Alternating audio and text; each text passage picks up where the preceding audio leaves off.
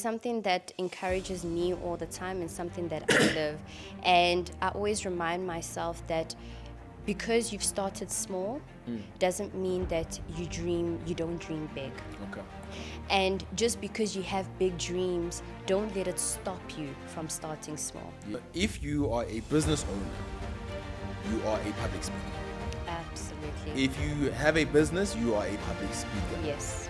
However, it's also a skill that one needs to develop and learn and harness. We are not born public speakers.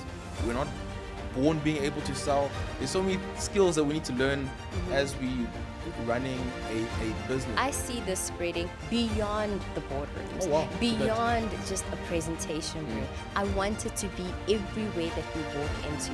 When you walk into that grocery store and you know what, the service wasn't great, you will proudly speak up and not, oh, maybe, you know what, but, at least one thing was working, but you know what, I should be grateful for this thing. No, absolutely not. You know, there is so much more, and I really think when you work on the skill of speaking with confidence, it permeates every area of your life. Very true. Every area of your life. You pray differently. You speak to yourself differently. You speak to your family differently. You speak about yourself in different arenas and forums and platforms completely differently. And that's just the power of public speaking and how it really just goes across different areas of your life.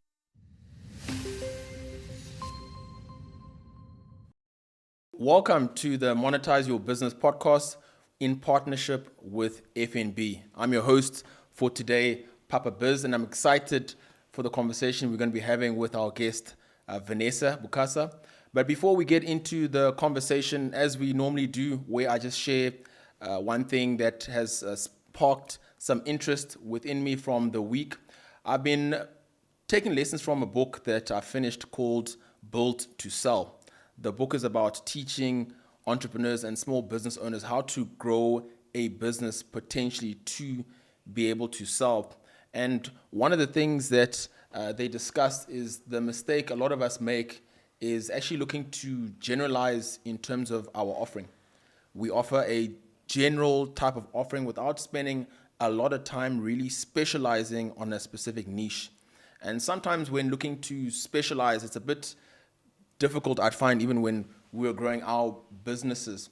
But what I did find, as it spoke about even in the book, is look for something that you are passionate about, that you get really great, exceptional feedback on. Where do you consistently get exceptional feedback on, and focus in on that area within your business? There's a point where you may need to basically say no to other types of business because it's actually distracting you from what you're really good at. And when you find what you're then really good at, you realize the type of team you need to develop to really harness on that specific niche. It was quite a challenge for me as I was reading through it, but also just caused my mind to think that potentially to be able to scale a business where it's not operating based on only the decisions that you make, it does actually make sense that you end up niching for a very specific period, because it also communicates to your target market and your audience that if you want the best in this specific type of area, this is the one place to be able to go to. So it's something that left quite an impression on me that I thought I'd just share with you guys. I'm not sure how you feel about it, but you can leave some comments there in the comments box, and that'll be great to be able to decipher through and see what you've picked up from that. But from here, we're excited to be able to have Vanessa here with us. Vanessa, welcome onto the podcast. Thank you so much, Papa. I'm thrilled to be here. Now, I wanted to check, you've built a movement around speaking and being able to speak well. Tell us a bit more about that. Where did that come about, and why are you so passionate about speaking?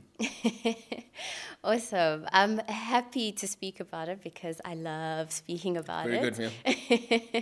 I love speaking about it. So the movement that you're speaking of, it's very much about getting professionals as well as entrepreneurs to speak in a way that they are proud of, to walk away from a conversation, from a meeting, from a presentation, and know that, you know what, I had put my best foot forward. And I am so happy that I presented myself in the way that I did. So you're not walking away overthinking, worrying about what you had said, kicking yourself, I should have, I could have, I would have. But you were able to show up and speak up in a way that is confident. Now, I got into this because in my corporate space, I was very much that person in a meeting room.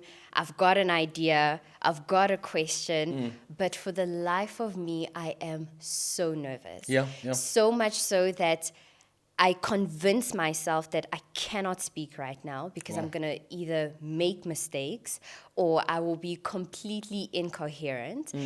And in the event where I'm able to pluck up some sort of courage and speak up, my voice is shaking so much. Really? I sound like I want to cry. Wow. And because I don't want to cry, I'm kicking myself because I sound that way. I rush through everything I have to say. And by the time I'm done, I can see the look of confusion on my audience's face. It's always like, okay, all right, thanks. And so... Thanks for speaking. Sit down now. And so I went through all of that, but I didn't even make an impact with what I was about to say. And through a series of events and of time, even though I was getting a lot of very positive feedback on my work, so you're working well, you're such a valuable member to the team, there are no promotions in sight for me. Wow, look at that. I'm not leading any teams. I'm not part of decision making. I'm more just the person, somebody else makes a decision, I run with it. I execute. I'm always doing the labor, but not really part of the thinking. And I realized after some heartbreaks, rejections and failures in interviews, I realized that the one thing that was really holding me back was my communication. So I wasn't articulating myself well. I wasn't presenting myself well. I wasn't able to share my ideas. I wasn't able to speak in a way that I remain top of mind for people who make decisions. And having worked on that completely changed the trajectory of my career. Wow, really? I went from being, just a junior entry level to being promoted to vice president in my space. Wow, okay. I went on to leading projects. I went on to leading people, leading visions.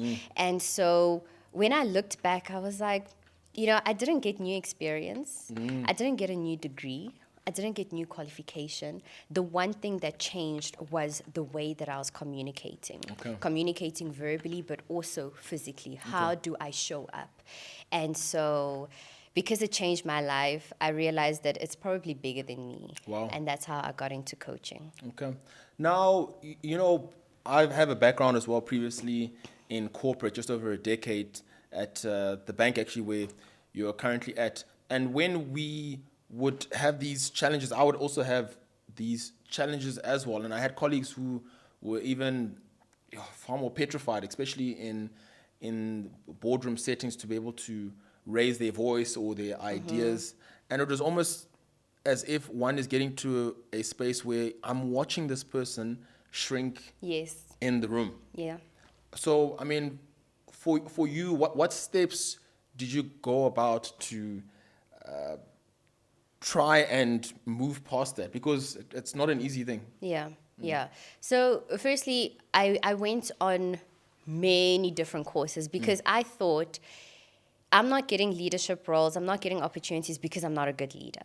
I don't know how to make decisions. I don't brand myself well. So I went on to all of these courses, and the one thing that was almost the common denominator was the ability to speak with confidence. But what does it mean to speak with confidence? Because it's very easy for me to say, oh, man, Papa, speak with confidence when you're in that room. But what does it mean? How does it start?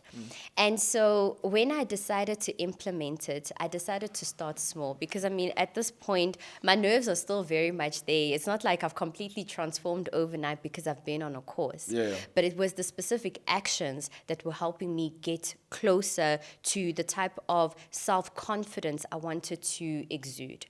So small things like firstly checking my mindset. Before I even enter a room, checking my mindset. What are you going into this room to do? Are you going to shrink or are you going to contribute? Wow. Because it's in your hands. You can actually decide, you know what, I'm just going to go in, I'll sit in the corner, they'll say whatever, they'll make the decisions, and then I'll leave. Did you find that was something that you do more mental, or would you have to write down some affirmations and then you'd actually read it before going into the meetings? How did you go about it? It was very much mental to start off with. After that, I would say it out loud to myself. Really? Yes. Really? Yes, I said out loud to myself. Funny enough, when it comes to writing down and journaling, I'm not the best at it. I don't write a lot. Look, I'm not that type of person either. However, I do speak. And I try to speak life into myself. And so before the sessions, I speak to myself that, listen, you are in this position because you bring value, because you have certain insights. This conversation that you're going into, it is your perspective that they're looking for, not Papa's perspective. Papa's going to come with his perspective. You don't have to be Papa in this meeting. You have to be Vanessa. That's why they invited you.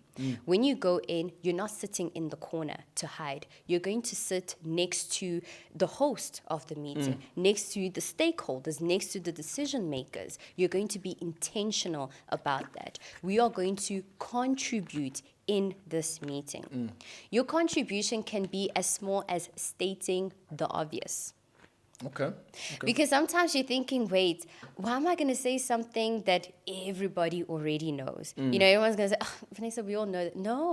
No. Sometimes the obvious things are not that obvious. State the obvious. You never know. There could be one person who did not think about it. There could be that we are going so far along in this project, in this process, that we forgot something that was fundamental. And you stating the obvious actually helped with that. And that helped me because most times I felt that before I speak up, I need to have something revolutionary to say. If it's not going to shake the tables, then don't bother saying it. But that's true, not because the case. you end up in those situations feeling stuck, thinking, if I'm going to say something, it's got to be something that's going to move the room or be like, oh, wow, that's so brilliant. And that's not always the case. It's not always the case. It is not always the case. I dare you to be dull. Oh, wow. I dare you. State the obvious. And so those are some of the small things that I started trying out. But I think you quickly realize with any skill that you want to really harness and become better at, it's going to take action. It's not just going to be the affirmations that you write down. It's not just going to be the thoughts, your wishful thinking. You're going to have to take action. And almost, something I call exposure therapy. Put yourself out there. Put yourself out there and actually speak. You'll realize that the earth will not open up and swallow you. And even if you make a mistake, nobody actually remembers it because nobody's thinking about you that much. That's actually quite true. You take me back to a moment, as you're triggering me here. You take me back to a moment actually in junior school where it was a mixed school, and my parents, their background teachers and things like that. So I was selected actually in, standard 2? So what's that now? Grade 4. To go and speak this poem to represent the school or whatever the case is. And we get to this general school, and it's all these different schools. And this girl goes before me. My father was going to arrive to come and watch, but I saw he wasn't there. I was second to speak. And this lady, I remember her name, Magriki. Magriki, she spoke and she did her poem. She completely nailed this thing. It was just unbelievable how good she was, this Afrikaans girl. And I sat there and fear just took over me. Fear took over me. And when they called my name, they butchered my surname. Papa. And I got onto the stage And I was paralyzed in fear. Oh my goodness. I started crying and I was just paralyzed in fear until the teacher came and took me off the stage. Yeah. You know, and then at some point I was just sitting at the back crying, and then my father arrived 10 minutes later and he saw me crying. He asked the teachers, you know, what had happened. And then he came back to me and he looked at me and he just said, they said you were crying because you were afraid of the people. Like what? No, help no. me understand.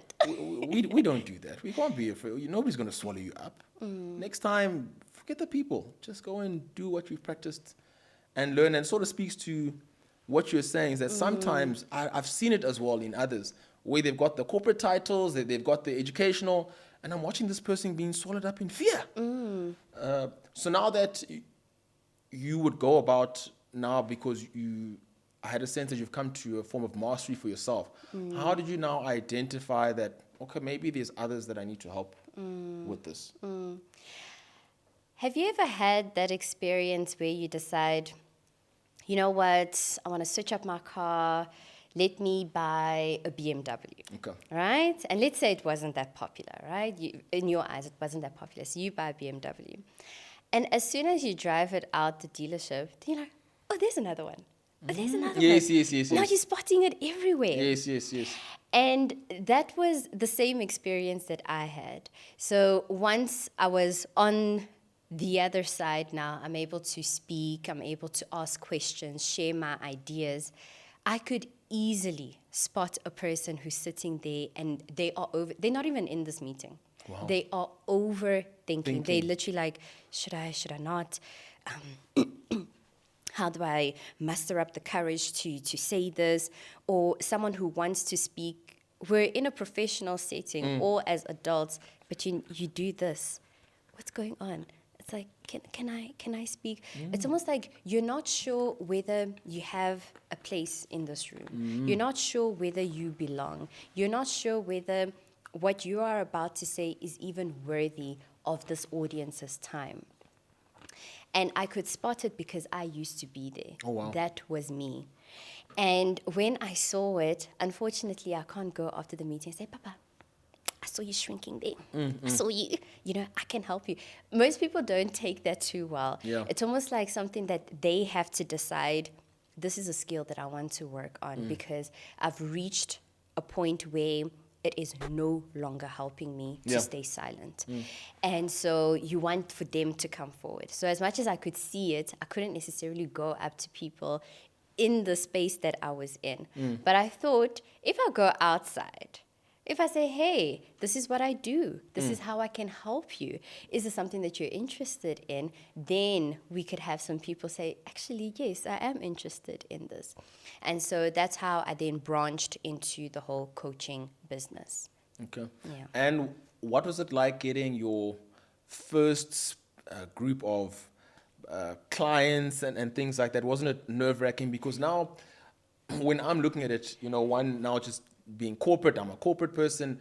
Then now, as you're looking to put yourself out there, it's a bit tough because it's actually completely different. Yeah, no, it is tough. And not just nerve-wracking, I think my imposter experience was literally showering on me. I thought, who do you think you are? Who told you to do this? These people are now counting on you for some sort of transformation on their speaking journeys. How are you going to do it? How are you going to actually help them get results? Because, with the thing that I do with speaking, it's not that I'm not going to do something just on paper. Yep. It's going to be something that you have to experience. You need to now go into that next client conversation, work presentation, and say, okay, I think this is working. I think this work that I'm doing with Vanessa is working. And the pressure, Papa, the pressure, I could not... Can you imagine it? Just the thought of it now, I feel like my heart is throbbing in my throat again. And so, yes, beginning was quite tough. But I also reminded myself that I'm not necessarily a polished gem right now. Okay. I'm more an uncut gem. And I'm going to have to go through some of the tough spaces. I'm going to have to go through the heat, through the pressures, etc., so that I can keep on refining and keep on getting better. Because if I wait to be this expert who's just 100%, you know, it's not going to happen. It's not going to happen. I actually have to start at zero. Yeah. So something that very basic, I mean, I've seen with people as they're looking to start off a new venture and things like that. How did you even figure out, okay, I'm going to help somebody. How much am I going to charge them? That was tough as well. So I think what helped me in the beginning is that I had a business coach. Okay. Yeah, I had a business coach. Her name is Hetty the entrepreneur. There we go, yeah. I had a business coach in the beginning, and that was very helpful to say, okay, we're looking at your skill set, we're looking at your experience, we're looking at the type of service that you offer, we're looking at your audience, what is their affordability, where are they in their journey, how badly do they want the service? And so we considered all of that and even more as we started pricing. Okay. And there were certain places where we almost had a range. So we'd say, okay, let's start here and see how the market reacts. And if it's positive, we can increase. If it's negative, maybe we decrease a bit for now. And so that's what helped me. But I think what was also very weird for me in the beginning was charging. Like, It's different, eh? Oh my goodness. Ooh. It's different. I couldn't do It's very it. different. I mean, when you in corporate, you're doing your thing, you get paid your Yes. salary, cool, no problem.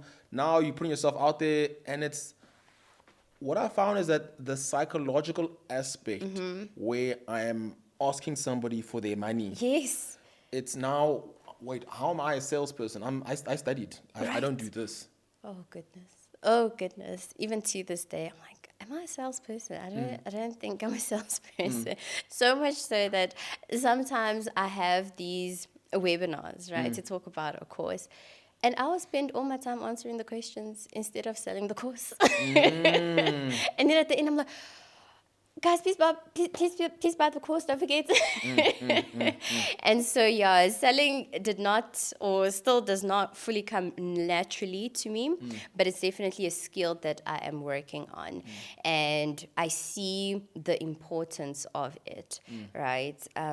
Because if I don't sell it, I actually feel that I'm doing a disservice to so many people who deserve to actually be in the space and to be able to work and yeah. So yeah, it's tough, this sales business.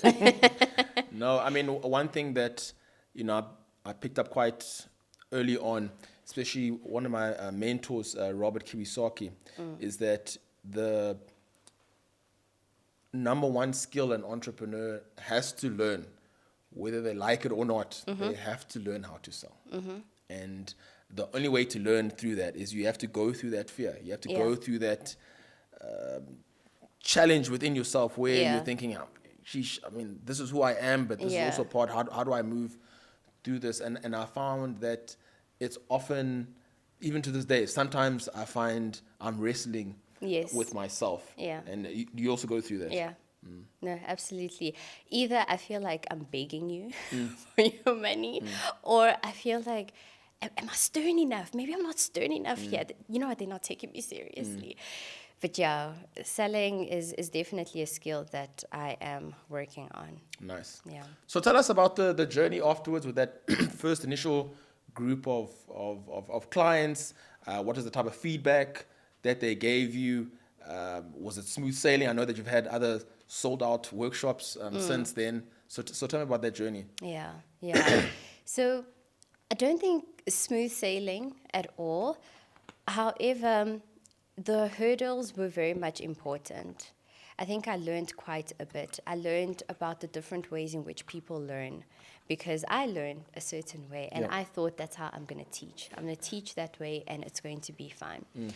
And, you know, in terms of some of the feedback that I've received with clients, I've received very positive feedback, very, very positive feedback.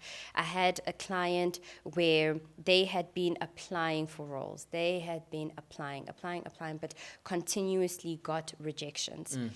And then we worked together not only did they get the position that they wanted, Really? but they did so well in that interview that the manager who was interviewing them promoted the role. Really? Promoted the role. Because they were like, That's no, unbelievable. there's something about you. It's exuding a lot more than what this role does, Wow. what is required for this role. And so moments like that make me very, very proud. Wow. And then I also had to get out of my, because I'm also a chartered accountant, right? And sometimes I'm very much in the numbers and the data and I'm like, the more work, the better. And in the beginning, a lot of my work was very much content heavy. I have workbook after workbook. You're writing out, you're doing examples. But then I realized, wait, you're doing all of that writing, but you're not speaking. Yes.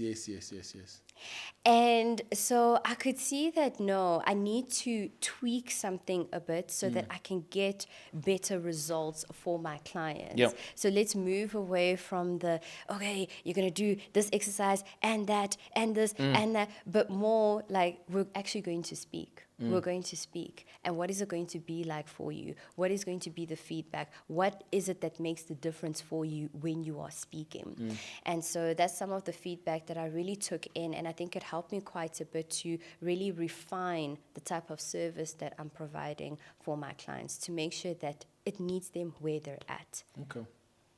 I've seen as well that you're also an author now. Please, Yes. guys, there's an author here that we're in front of.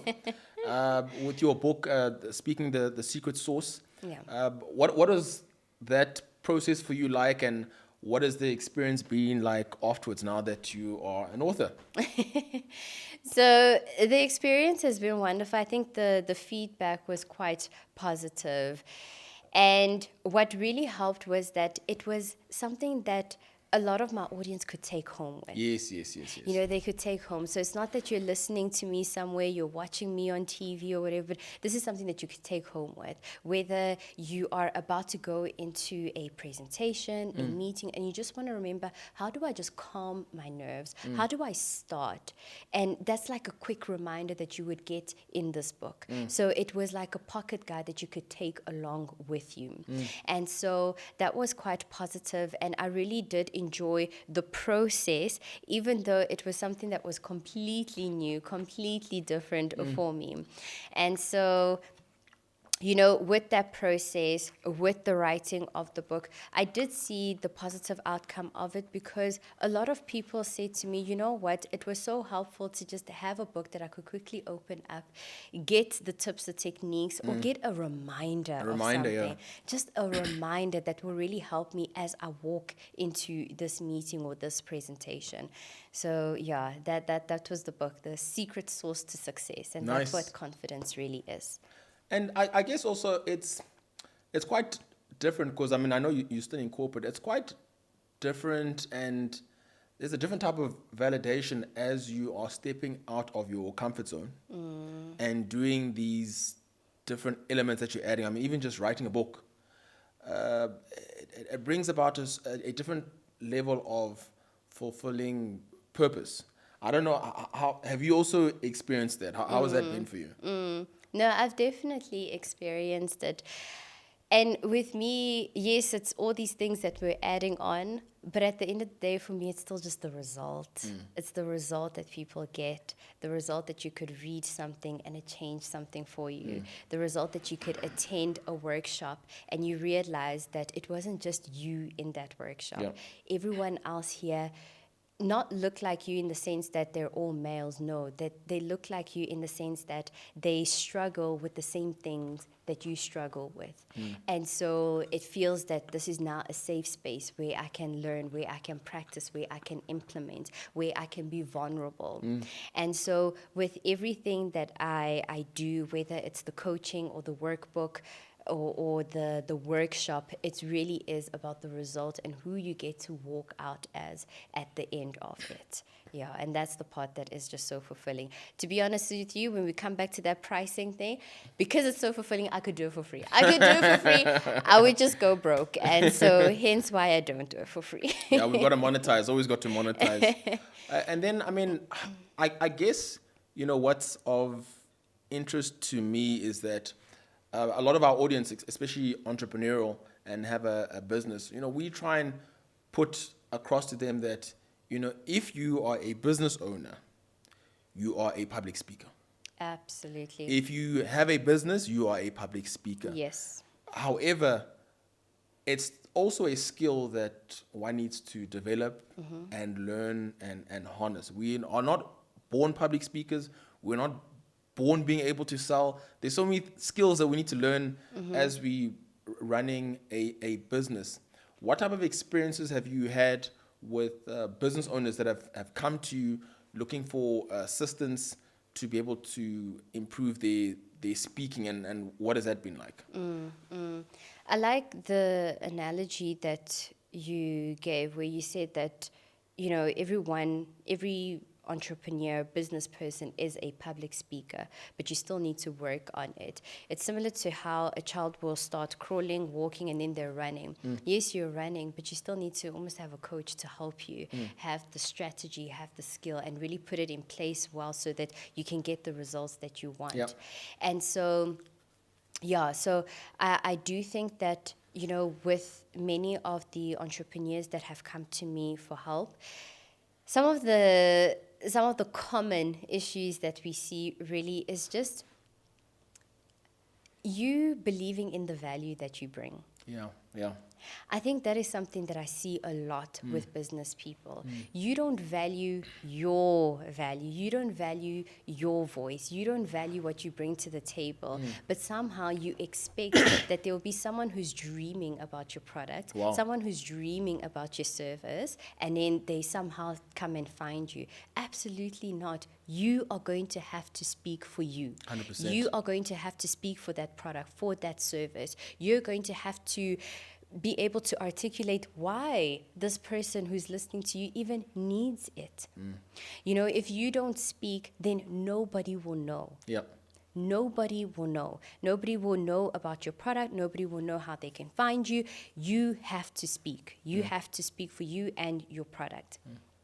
And so I think the first thing is really just valuing it. Valuing it. If you don't value it, it's very difficult for the rest of us to value it.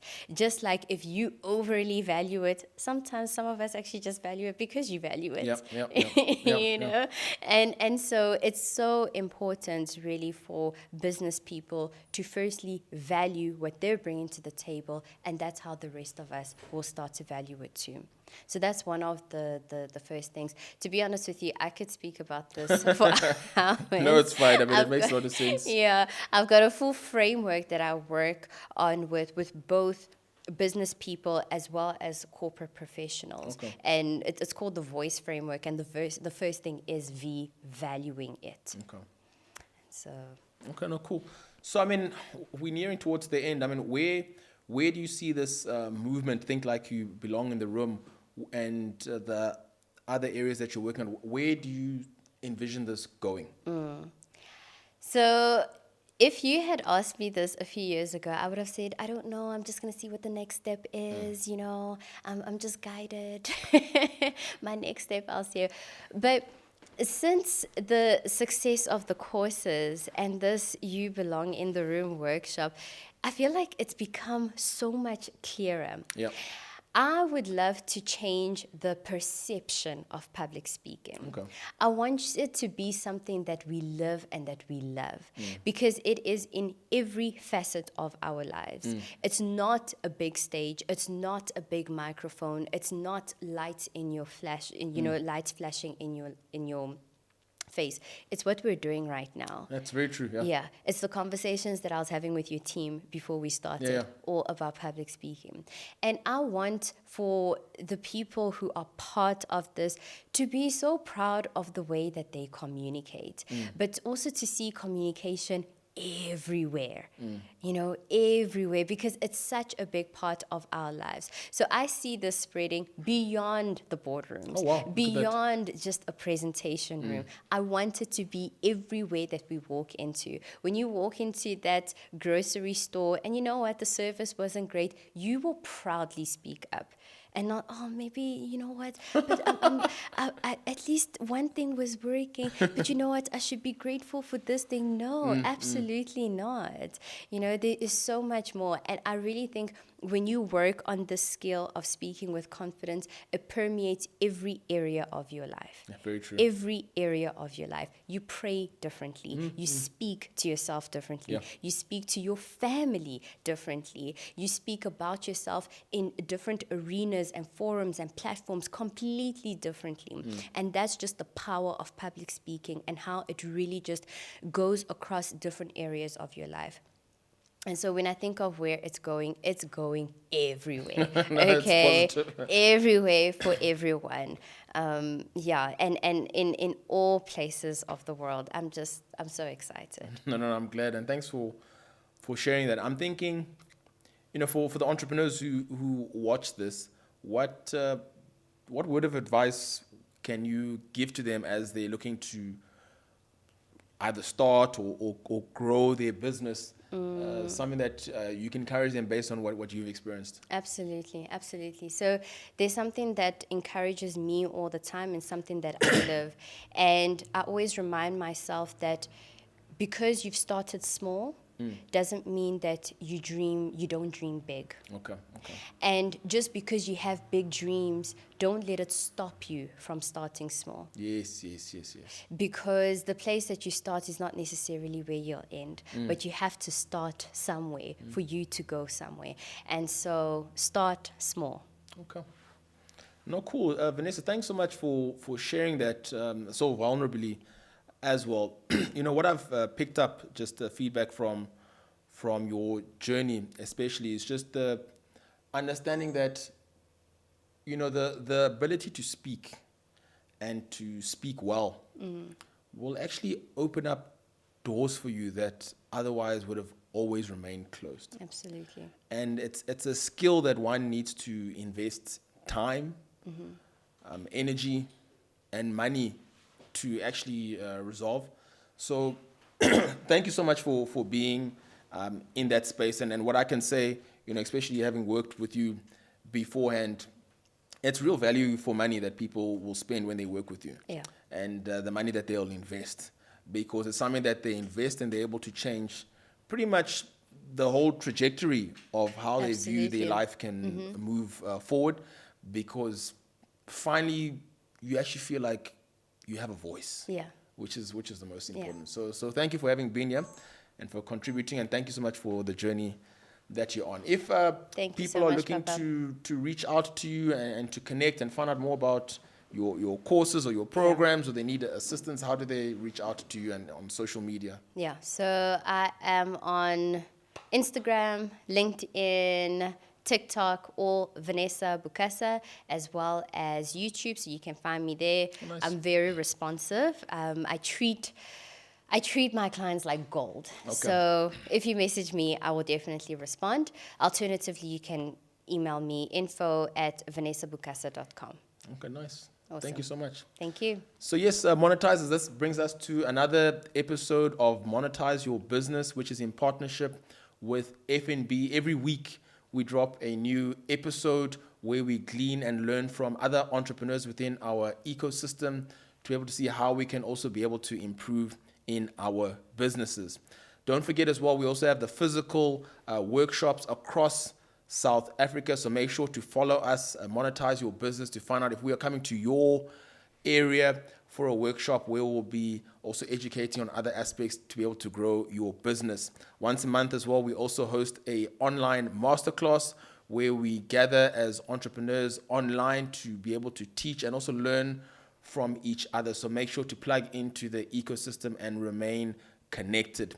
From here, I'd like to thank my guest, Vanessa, and from you guys, this is Papa Biz signing out. Thank you, and enjoy the rest of your period. Cheers.